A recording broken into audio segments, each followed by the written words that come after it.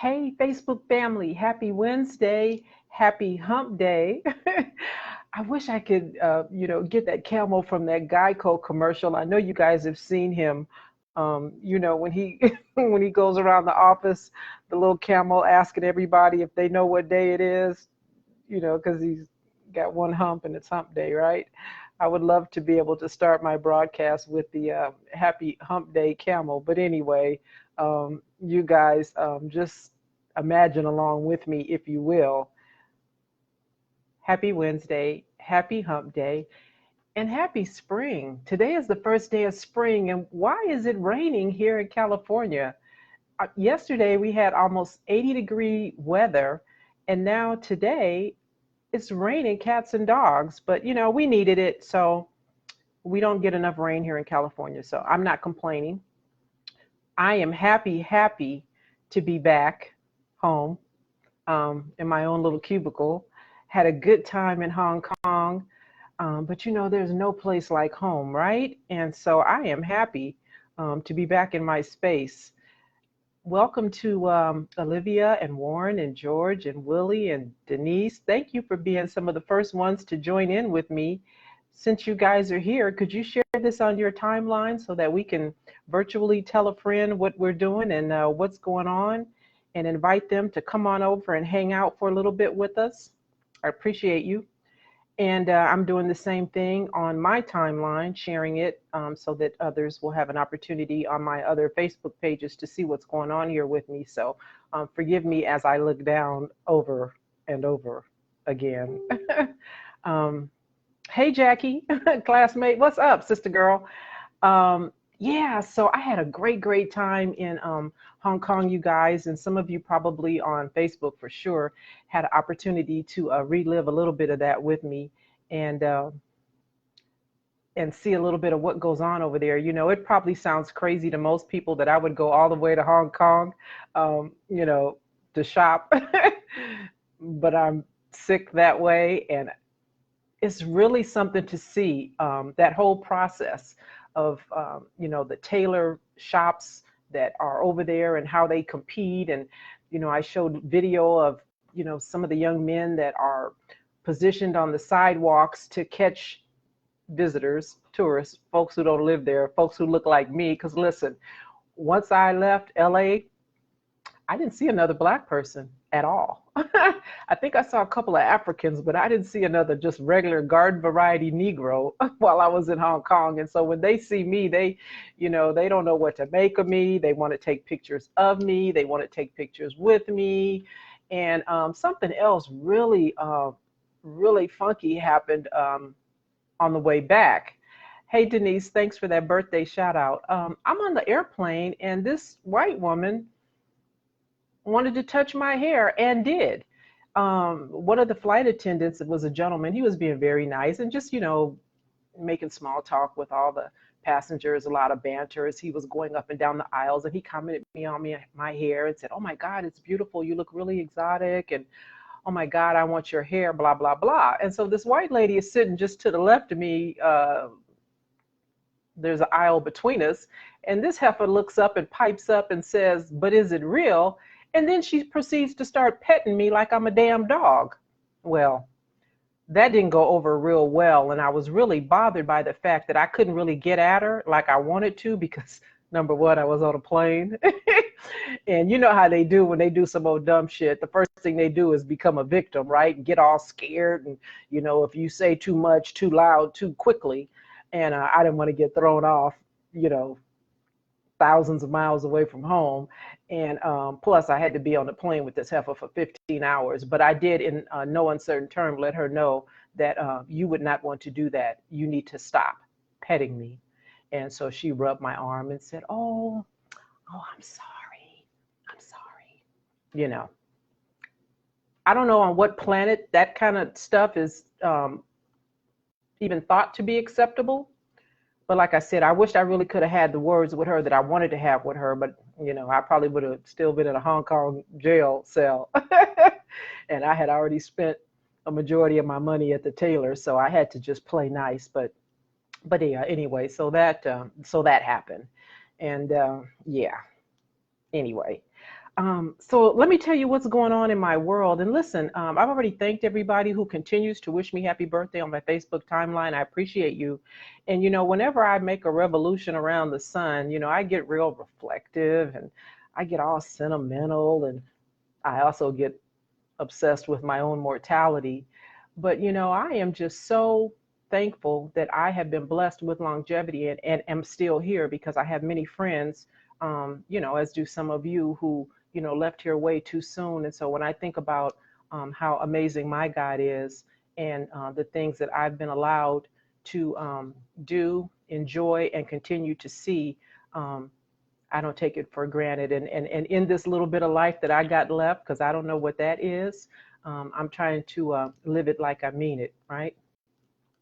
I tell my kids, if you're not living on the edge, then you're taking up too doggone much room. And so that's kind of what that trip to Hong Kong was about, was just going and having a good time. And I was able to, rack up a couple of frequent flyer miles on American as well. And, um, you go over there and you order stuff to be custom made, and they do it in 24 hours for the most part. I've yet to go over there, and this is my fourth time going, and order up so much stuff that they can't get it to me the next day.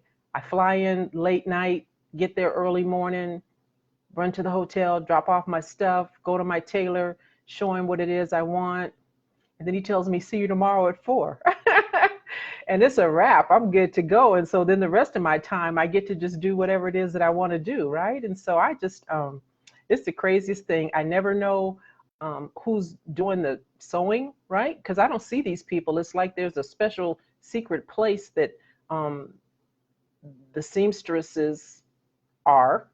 And yeah, they're back there somewhere doing something. I don't know. I've never seen anybody other than the gentleman that you saw me with in the red leather suit, Peter.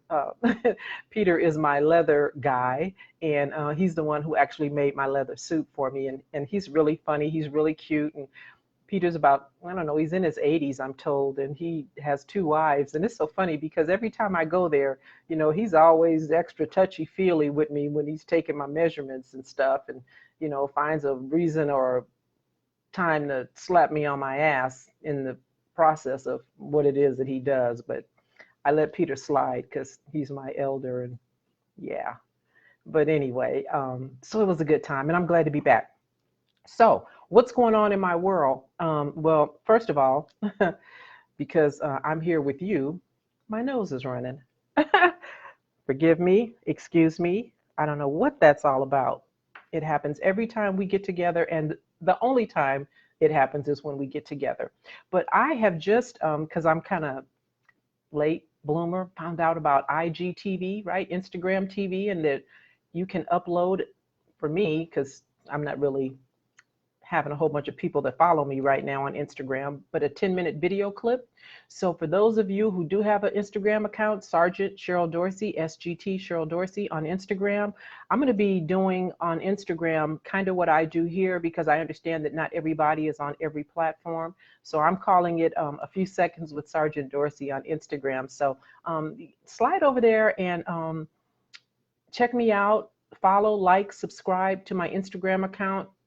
Follow me, like, and subscribe to my YouTube channel, Sergeant Dorsey Speaks. And also my Facebook, you're already here with me, Sergeant Dorsey Speaks, and then tell a friend. So that's what's going on in my world.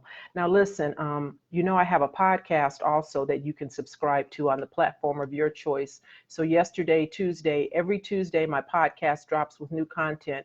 And if you live in Florida, you need to hear my podcast from yesterday, and it's episode 32. Check it out, because there's some real shenanigans going on over there in Florida, and I'll talk a little bit about that in a minute. But first, what I want to do is I want to update some things for you guys, because I had talked last week about this EMT, this alleged white supremacist EMT, who had been joking on his podcast about doing things that were not quite right in terms of treating Black people when he's called out for service. One of the things he says he was joking about was using an extra large needle on small Black children. Now, I had given out some information about this guy whose name is Alex McNabb, and asked folks to, reach out to the powers that be over there and express your concern about him possibly mistreating people who need medical service. And so guess what? They were pretending in the beginning like they couldn't figure out how to get rid of this guy because he hadn't done anything that looked like it was wrong based on calls for service that they may have reviewed. But there was a hearing that was held, and I'm going to share the link with you so that you can see this hearing. It was pretty contentious. And in this hearing, they decided that they were going to let him go. So he lost his job. He's no longer an EMT, and that's a good thing. This is over in Virginia, Department of Health in Virginia is where he was working on a special squad, Patrick County, Virginia, actually, where he was an EMT on this rescue squad. So Alex McNabb, 35 years old, is no longer a member of that team. Now, look, that's not to say that he won't go get a job somewhere else, right? Because, they seem to be able to bounce right back, right? They get fired for all sorts of foolishness. And then the next thing you know, they're working in the county or town, across the street doing the same thing. But if I hear anything more about McNabb, if he should rear his ugly head somewhere else with that foolishness, I will definitely let you know. And if you would like to take a look at that hearing that was held relative to his termination, you can do that because I just shared the link. Also, another update on the Jason Van Dyke sentencing in Chicago. Jason Van Dyke is a police officer that shot and killed Laquan McDonald. Well, there was a hearing that was held. The prosecutors were seeking an unusual bid to have his sentence stiffened, if you will, for him to get a little bit more time. And so they appealed to the Illinois Supreme Court over there, and they were rejected. Their bid was rejected by a vote of 4-2 on last Tuesday in pursuit of a harsher prison sentence, because what happened over there is that Van Dyke was sentenced to second-degree murder when really he should have been sentenced for aggravated battery with a firearm, because although second-degree murder may sound, scary and hairy, a sentence of a conviction of aggravated battery times 16 counts, because remember he was given 16 counts against him, that would have carried a much stiffer penalty, longer penalty. And so as it is right now, he's only going to do about 6 or 7 years, whereas if he had been given the aggravated battery charge, it would have carried a maximum prison sentence of 30 years. That didn't happen. The prosecutors were struck down. And so again, voting has consequences, right? Voting has consequences, not voting has consequences. And so as I share these stories with you, I hope that you will kind of keep that in the back of your mind, that you need to vote down ballot. You need to vote down ballot and vote for judges, and do a little research to see what what these judges believe in, think, when they get to these positions. So anyway, I am sharing that link as well with regards to the Laquan McDonald situation.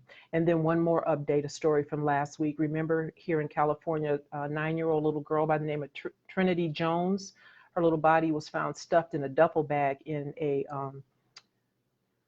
area called Hacienda Heights, which is a suburb of LA County.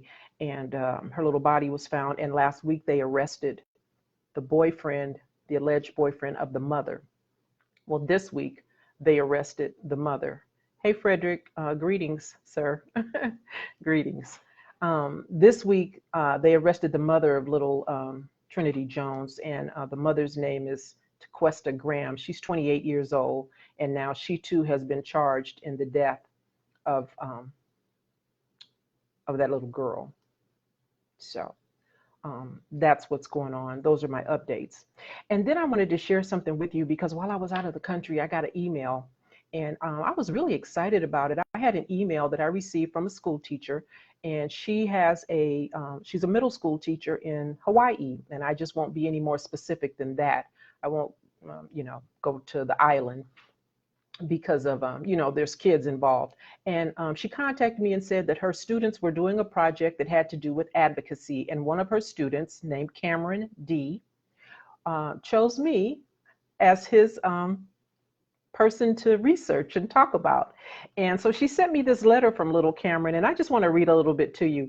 Her name is, I'm just going to call her Miss Rita, okay? So Miss Rita said, "Hi, Cheryl, my name is Rita, and I'm a middle school teacher. My students just finished an advocacy unit, and one of my students, Cameron, chose to write a letter to you about your work." And then she included the letter from Cameron. And so what he said, just briefly, is, "Dear Cheryl Dorsey, my name is Cameron, and I go to a school in Hawaii." And he says, "I'm writing to you to say thank you for taking the time on the issues of police brutality, and it means a lot to me. As a young Black male in the United States, to know that people like you are there fighting for me." And then he goes on to say that they have never met and push back against this racist-based country. Ways such as writing the book about the LAPD and how they use physical force as a first resort instead of a last resort. And this, in return, usually ends up in victims shot or severely injured. And then young Cameron even gave me some statistics about the number of people who are injured by police deadly force. So he did his homework, right? Hope he got a good grade for that. He says, "It also means a lot that you have been in the LAPD and know what it is like to be a police officer and know that mindset. Also, I really appreciate that you had written a book about the struggles of a Black man in America." And then he says some other stuff. He asked me some questions, which I ultimately did answer for him in my email response back. And he says, finally, in conclusion, "I just want to say thank you for standing up for young Black males and the Black community in general. It means a lot to have someone who cares and is fighting for us, like writing your books. It is really inspiring and is making people aware of the situation that is known as police brutality." So that was the letter that I received last week. And I did write back to Cameron through the email that I received from Miss Rita. And I also included a link to my YouTube channel because I decided that I would go and do a response to him on my YouTube channel, just a little short blurb that I would hope that Miss Rita might play for Cameron or for the entire class so that they could see me respond back to him. But I read this because you never know what kind of an effect you have on people, right? You never know, I never know when things that I say may resonate with someone. And to have this young man all the way over in Hawaii find me, take an interest in me taking an interest in him surviving police encounters really meant a lot. And so here again, I'm mentioning young Cameron D over in Hawaii. And thank you, young man, for all that you did to make an old girl feel good. I appreciate that. Now over to Florida, because I talked about, there's some shenanigans going on. And I may have mentioned, I know I've talked about this case before, Charles Kinsey. Last week, there was a verdict in the police officer, Jonathan Aleda, who shot Charles Kinsey. And I talked about that in my podcast. So go to Sergeant Dorsey Speaks on the podcast platform of your choice and listen to more about that. But at the end of the day, that officer, Jonathan Aleda, was found not culpable for negligence in the shooting of Charles Kinsey. You can get more of that on my podcast. Prosecutors are debating whether or not they want to retry the case because there were several charges and they were stuck on, a couple of them, but one in particular, they said, yeah, no, we don't find him guilty, not guilty on the culpable negligence. And they have until March the 26th to decide whether or not they want to do anything with the other 3 charges. And then, of course, in Florida, listen, if you're Black and you live in Florida, you really do need to listen to my podcast because, you are like a white rhino, a unicorn. I don't know what to say, but you are really a special breed and one that seems to be hunted almost over there in Florida. You guys saw that video a couple of days ago of the young girl who passed by the white guy's house and he was calling her a whore and some other stuff. And she didn't like it. And I think it said that she threw a potted plant either in his yard or at him or something. Now listen, throwing the potted plant, probably wasn't the smartest thing to do, because he picked up a shotgun and he pointed it at the young lady, her and her friend. The young lady who was ultimately arrested, her name is Dyma Loving. And so Dyma Loving wound up, you know what happened. She got arrested, right? Because when she called the police, old boy pointed a rifle at her. She called the police and the police showed up, and it was just ridiculous. You can take a look at this second video that has surfaced now, because it was obvious that the officer was escalating the whole encounter. He kept asking her the same stupid questions over and over again. Where was the rifle? What did you do? What did you see? And she was excited, as you might imagine. She's a young millennial, and she's trying to tell him that this guy pointed a gun at me. Well, basically, why are you asking me all these questions? Are you going to go talk to him? And then the officer says, well, you need to calm down. You need to calm down, because you're getting disorderly. Now listen, with my supervisor ear and my common sense, when he said that, I already knew what was about to happen. And so, I say all the time to people, generally when police get ready to do something real stupid, when they're about to arrest you for some mess that, you probably shouldn't get arrested for, but they're about to deal with you, they're about to put hands on you, they usually telegraph it. They usually say something, like in the case of Sandra Bland, when the officer said, oh, you seem like you mad. Put the cigarette out. He wanted her to put the cigarette out because he was getting ready to put hands on her, and he didn't want her to have something in her hand that she could use to maybe burn him. I believe, right? I'm not in his head, but that's what I believe, and we know what happened, right? So this officer says, you need to calm down. You're being disorderly. And she didn't calm down to his satisfaction. And so he wound up yanking her, dragging her, knocking her down to the ground. And her girlfriend was there with her, who was recording the entire incident. And now this jackass has been suspended. And in my podcast, I have some information, where folks can contact the police chief over there and make sure that they do the right thing, because that was totally unnecessary. They have a term in Florida. It's called the Baker Act. And you can hear the deputy saying she needs to be Baker acted, which means here, we would say 5150, put in a 5150 hole. And you know what happens when, police arrest you for some bullshit and then they put a 5150 hole on you. That means you're going to be locked away somewhere for 72 hours that can't nobody get to you. Family can't get to you. Nobody knows what's really going on with you until you get out of that 5150 situation. So I'm believing that ultimately this thing will be a DA reject, right? When it goes to the DA, they are not going to charge this young woman with disorderly conduct, which is what she was ultimately arrested for. She wasn't Baker acted. He didn't put a 5150 hold on her because he didn't have a reason to.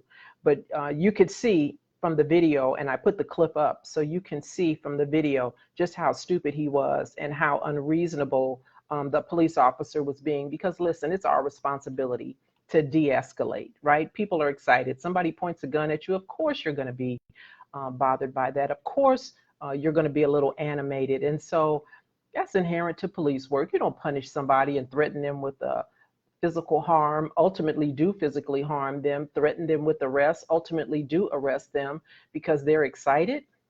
That's not what police officers are taught and trained to do. And so that's why this officer has been suspended. My hope and prayer is that he will be terminated, because listen, if they don't fire this officer, that means he lives to offend again, and then he will have been taught no lessons. They have done nothing to deter that bad behavior, and he'll do it again. And maybe the next time it won't be a Dyma Loving who will be able to get a good attorney and go ahead and get you a mansion and a yacht, right? It'll be somebody who may lose their life. So I talk about that on my podcast with a call to answer and information on who you can contact if you're bothered by that. But that's over in Miami Dade. Florida is a hot mess. If I lived in Florida, I tell you what, I'd be recycling bottles and cans to move the heck out of that state, because no good seems to come out of the state of Florida. And listen, I get that it's not unique to Florida, but we certainly hear a lot of foolishness coming out of Florida. Charles Kinsey was in Florida. I mean, let's go back to the beginning. Trayvon Martin was in Florida. Corey Jones last week. Thankfully, they found that officer guilty well, they had to, because it was a recording from roadside assistance that showed that that officer basically executed that young man. But that was in Florida. And so now this week we have Dyma Loving. So listen, young people, if you live in Florida, police don't have a problem hurting you and or killing you. So listen, comply and complain, right? Comply and complain. No harm, no harm, no dishonor, no, don't make you less than if you get to survive that police encounter. And yeah, that's my best counsel to you in Florida, if you look like me. Now, there's something else going on this week. On yesterday, there was a new trial that started over in Pittsburgh. There was a young man by the name of Antoine Rose who had been shot and killed by a police officer who said, you know, he thought something, because remember now, you know how the story keeps evolving and officers' reasons for using deadly force keeps changing. I talk about, you know, back in the day when I was a young officer, we used to hear police say that, you know, the person's hands were, you know, reaching in their waistband, or you couldn't see the hands, or it became, you know, by 2014 with not Eric Garner, but Mike Brown, you know, I was in fear for my safety. Eric Garner, you know, he wouldn't comply. Officers said, you know, you don't comply, I get to kill you. You do something that makes me fearful, I get to kill you. And now it's morphed into, here we are with Stephon Clark and others. I really, really believed a thing, right? Just like with Charles Kinsey, the officer said he thought a thing. Well, in the case of Antoine Rose II, the officer thought a thing that wasn't true, and he shot and killed this young man. And so the trial started on yesterday. Very curious to see what happens in Pittsburgh. There was a lot done. I think I talked about this last week with you with regards to the jury. They were trying very, very diligently to keep blacks off that jury, but the 12-person jury, 3 blacks. I believe it's 2 black women and 1 black man. And so it'll be interesting to see what happens once that thing is adjudicated in terms of whether or not this officer is convicted. But listen, we know, because we've seen that a conviction is not sufficient, right? It's a penalty. What kind of penalty are these officers going to be receiving? So we'll see. We don't want them to get a slap on the hand. I mean, it's getting better. You know, Van Dyke got some years and Roy Oliver got some years for the shooting of Jordan Edwards over in Texas. But we also know that the officer who shot and killed Akai Gurley in New York got probation. So, you know, it's not a done deal, and we need to pay attention. One more thing going on in the news with R. Kelly, and I hate to even mention it, but I'm just going to put it up real quick. You can take a look and listen to the video whenever you want to. There is a video, an audio that's circulating right now, and it's supposed to be Jocelyn Savage. That's one of the young girls that's still in his care and custody. And I don't know if you've seen this, but I've seen a couple of things come across my timeline. Somebody keeps, I don't know if it's like a SWAT call, you know, where people call SWAT and say stuff is going on at celebrity homes here in LA. Somebody's been calling and saying that there's a suicide pact over there, wherever it is that they're staying, and the police have responded on at least 2 occasions. I've seen that. And of course, each time they get there, they say that it, you know, whatever that call was unfounded. My hope is that whoever's playing on the phone doesn't get to a point where it's like the boy who cried wolf. And if something ever goes on and those 2 young women are really in jeopardy, the police are not going to respond because of these suicide pact calls that have occurred over the last couple of days. But anyway, there is an audio of Jocelyn Savage, and she's speaking to someone, and she's pretty much acknowledging and admitting the things that have been alleged by her parents with regards to R. Kelly having sex with her when she was underage.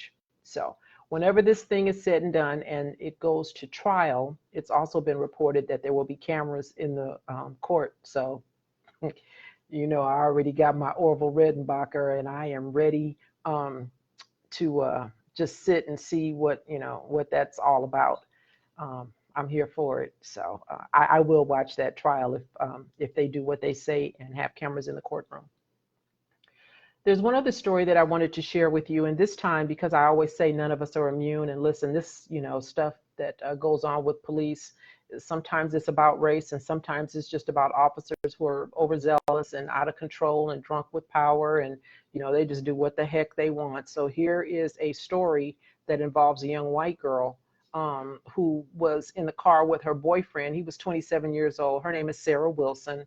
And this was over in Chesapeake, Virginia. And Sarah Wilson was in the car with her boyfriend back in July of 2018. And the police stopped him.